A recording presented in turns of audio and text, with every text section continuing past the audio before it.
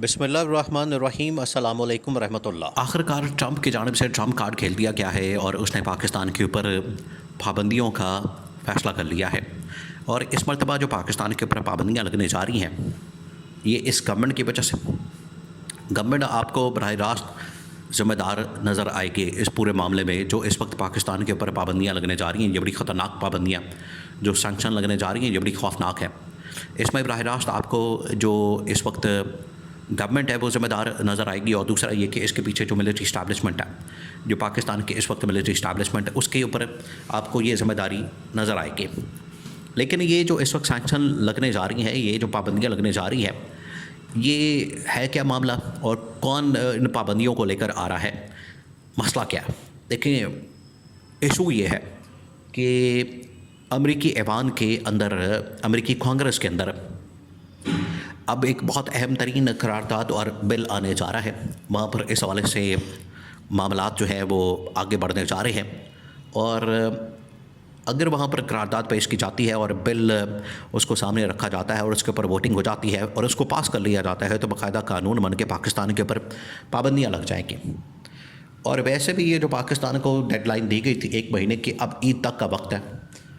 ईद में भी अब 2-4 दिन बाकी रह गए, तो ईद के बाद जो है, ईद के दिनों में हो सकता है, क्योंकि यहाँ पर पाकिस्तान में ये सारे मामलात जो हैं वो छुट्टियाँ वगैरह हो जाएंगी, सारे मामलात बंद हो जाएंगे।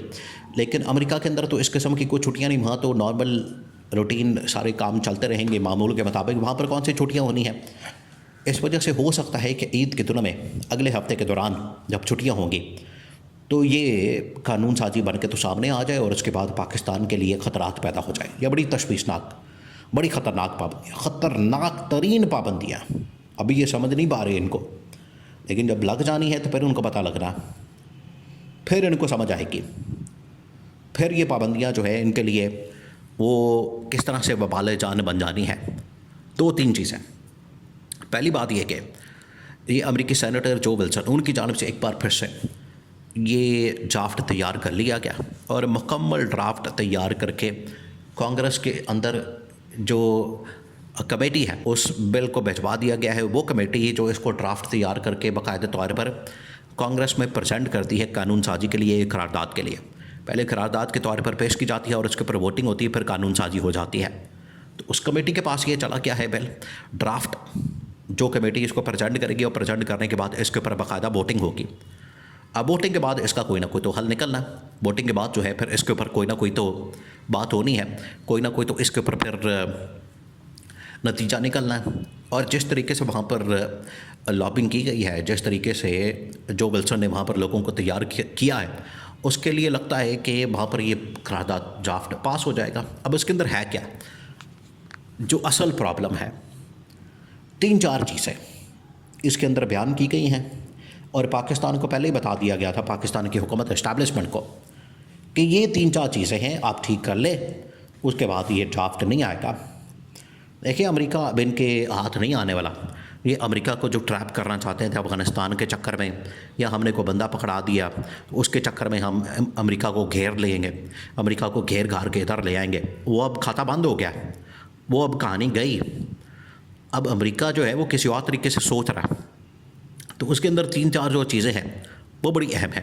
पहली बात उसके अंदर जो की गई है, पहली बात यह है कि आपने अगर पाकिस्तान में 8 फरवरी के इंतखाबात के नतीजे में जिसको जो मैंडेट मिला था उसकी गवर्नमेंट को वापस ना किया, मैंडेट को बहाल ना किया, मुल्क के अंदर सही मानों में आपने जमहूरियत को बहाल ना किया, डेमोक्रेसी आपने मुल्क के अंदर रिस्टोर ना की, मुल्क के अंदर आइन और कानून के मुताबिक जो भी जमहूरियत के मुताबिक जो भी इक़्तिदार का हक़दार है, हुक्मरानी का हक़दार है, वो आपने उसको वापस ना किया, तो फिर समझें कि यहाँ पर ये इसके हवाले से सैंक्शन आ जानी है। अब इसमें मसला ये है कि ये पूरी दुनिया को पता लग चुका है, पूरी दुनिया को, कि ये शहबाज शरीफ एक जाली वज़ीर-ए-आज़म है, फॉर्म 47 का वज़ीर-ए-आज़म है। इसके पास ना पावर है, ना इसके पास मैंडेट है, ना इसके पास आवाम की सपोर्ट है, ना हमायत है, ना इसके पास आवाम का मैंडेट है। लोगों को पता है, पूरी दुनिया को पता है। वो इसीलिए इस हुकूमत को मानने के लिए तैयार नहीं होते और वो कहते हैं कि ये जाली हुकूमत से हम क्या बात करें। तो अमेरिका इसलिए भी मैदान में आया है क्योंकि अमेरिका से ये लोग डिमांड करते हैं, पैसे मांगते हैं, उसको फाइनेंशियली उससे पैसा लेते हैं, उससे इमदाद लेते हैं, उससे उससे ये लोन लेते हैं, कर्ज़ा लेते हैं।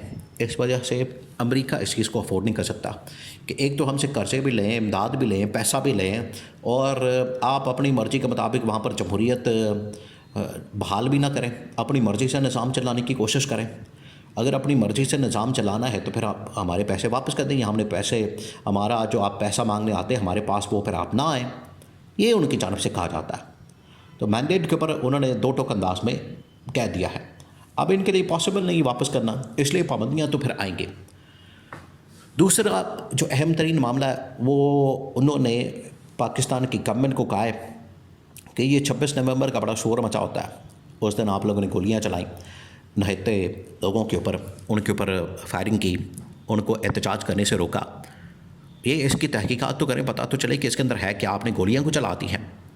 तो ये मामला इनके गले पड़ा हुआ है आज तक। इमरान खान ने तो बता दिया था, इमरान खान तो इनके नॉलेज में ले आए। इमरान खान ने तो अभी बड़े सॉफ्ट अंदाज में इनको कहा है कि आप सिर्फ तहकीकात करें इस मामले की। इमरान खान ने कोई इसके ऊपर हार्ड लाइन तो नहीं ली, लेकिन अमेरिका अब इसके ऊपर हार्ड लाइन लेने जा रहा है। अमेरिका की जानिब से इसके ऊपर हार्ड लाइन ली जा रही है और अमेरिका जो है इसके ऊपर बड़ी सख्त किस्म की मौक़िफ़ अपना के इनको मैसेज कन्वे कर रहा है कि अगर आपने ये तहकीकात करवा के तो इसका दूध का दूध और पानी का पानी ना किया, और ख़ास तौर पर जो इसके अंदर ज़िम्मेदार हैं उनको आपने सज़ा ना दी, तो समझे कि फिर आपका बोरिया बिस्तर गोल और आपके ऊपर पाबंदियाँ आनी हैं। ये भी उस ड्राफ्ट के अंदर शामिल कर लिया गया है। और आखिर में जमहूरियत की बहाली, आइन और कानून की बहाली, अदलिया की बहाली, आज़ाद मीडिया और पाकिस्तान में इंसानी हुकूक़ की बहाली की डिमांड की गई। ये पूरा 3-4 शिकों पर मुश्तमिल पूरा एक आर्टिकल है जो इस ड्राफ्ट का हिस्सा है और उसके अंदर बता दिया गया, उसके अंदर ये चीज़ें शामिल कर दी गई हैं, लिख दी गई हैं। तो अब ये इनके ऊपर डिपेंड करता है गवर्नमेंट के ऊपर। ये इनके पास अब जो डेडलाइन थी वो तो एंड होने जा रही है। ईद के दिनों में ये हो सकता है किसी वक्त भी इनके ऊपर बम फाड़ दिया जाए, और अगर ये पाबंदियाँ लगती हैं तो इसका मतलब है कि पाकिस्तान की जो मिलिट्री कमान है उसके ऊपर सफरी, उनके बैंक अकाउंट्स बंद, फ्रीज, मुंजमद, ना इनका आना जाना, तमाम सब कुछ बंद हो जाना है। फिर ये रोते नहीं इस गवर्नमेंट को, इस हुकूमत को लेके। जब आलमी पाबंदियाँ लग जाती हैं फिर आपका मुल्क शदीद तरीन आइसोलेशन में चला जाता है।